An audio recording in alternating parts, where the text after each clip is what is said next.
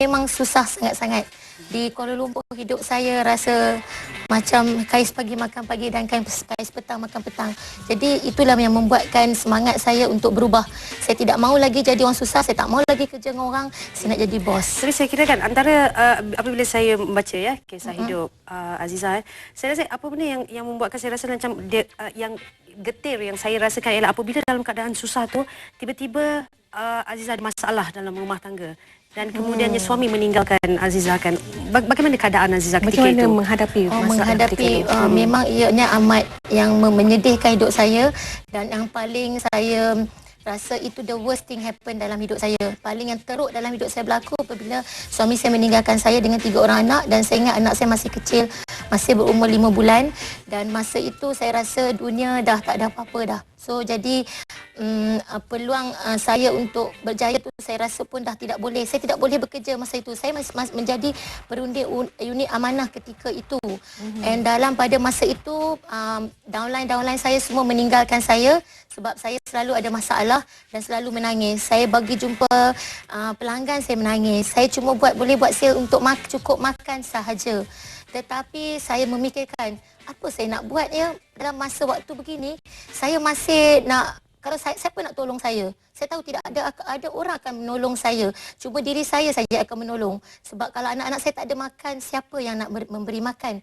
Lepas itu dalam 8 bulan selepas saya melalui pahit getirnya, saya pun bangun kembali dan saya kata saya mesti buat sesuatu hidup saya. Saya tidak boleh menangisi nasib saya.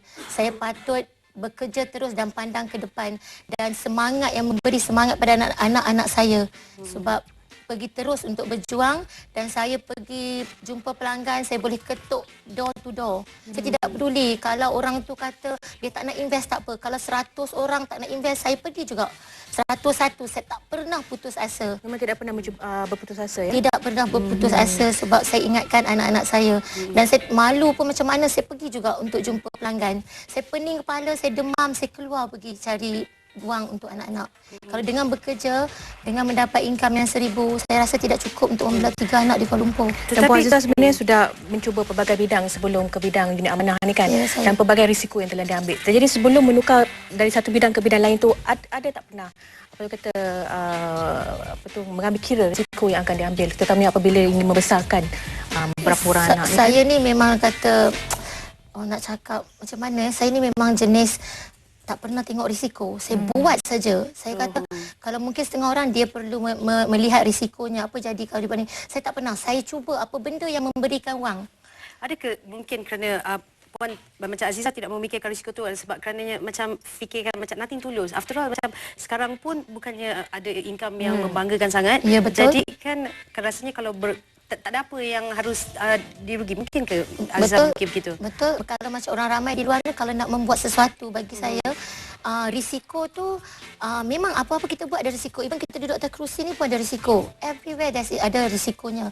Tetapi patutkah apa yang paling teruk akan terjadi kalau kita menceburi bidang tu? Apakah yang paling gembira sekali? Macam dapat 5 angka, 6 angka income. Itu yang menggembirakan hidup saya. Memberi kemudahan untuk anak-anak saya. Daripada kalau risiko saya masih bekerja, risikonya apa ya? Masih bekerja dan itulah tangga gaji yang saya akan dapat walau 10 tahun saya bekerja, walau 20 tahun saya bekerja. Kalau saya mencuba pekerjaan baru, apa yang paling teruk? Cuma saya tak dapat duit. Itu saja yang paling teruk. Sebab berapa lama tadi Azizah ceritakan yang Azizah mencuburi pelbagai bidang, masuk jualan langsung dan kemudiannya jatuh, terperangkap dalam hutang dan kemudiannya mencuba satu bidang baru dan kemudian ditinggalkan suami, bangkit semula selepas 8 bulan kan. Jadi macam bila you mencuburi balik bidang baru ni kan, pernah tak jatuh yang sampai rasa nak mengalah saja? Memang betul lah, manusia kan, manusia biasa semua akan rasa macam tu.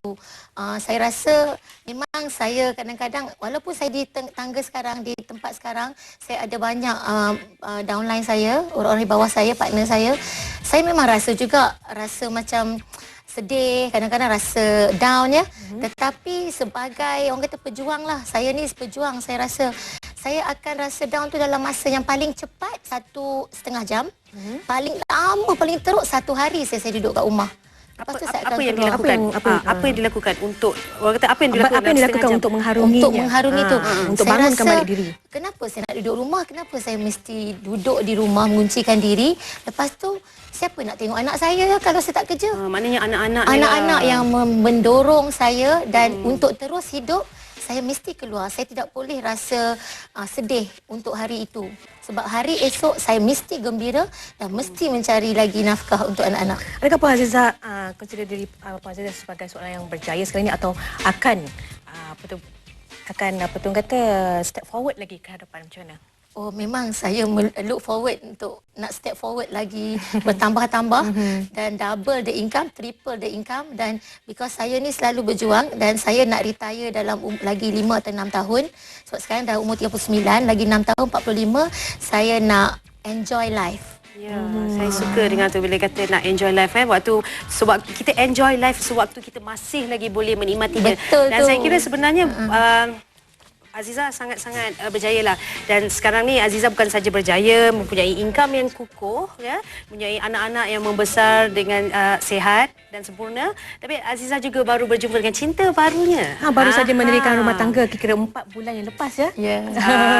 Jadi Kania dan kami ucapkan mungkin ada sedikit nasihat ataupun tips kepada wanita di luar sana yang ingin beralih angin ataupun berubah kerjaya tetapi tidak berani untuk melakukannya. Okey. Tipsnya bagi saya untuk wanita-wanita di luar di sana, kalau nak buat sesuatu tu buat saja. Kalau nak buat tu rasa nak buat, jangan try, jangan mencuba. Bagi saya either you buat atau you tak buat. Kalau nak buat satu tu biarlah berjaya. Sebab lagi satu saya nak bagi nasihat, jangan mudah putus asa, dan apa yang kita buat ini adalah kita rasakan dia adalah satu ibadah, dan bila kita berbuat begitu dan kita mesti ada rasa cinta apa yang kita buat, pasti kita berjaya. Dalam arti kata lain, jangan pandang belakang lah. Sekali bergerak, jangan sekali toleh lagi ke belakang, ya. Terima kasih Azhar kerana berkongsi pengalaman ni. Bukan saja saya kira pengalaman ni dapat orang kata menaikkan semangat penonton-penonton di luar sana, tetapi semangat kami berdua juga saya kira. Dah membuat dah ni. Dan sebenarnya kami juga ingin wawarkan sedikit kepada penonton rumah mengenai kuis Dana Tanjung 2 yang akan diumumkan di penghujung rancangan. Jadi nantikan.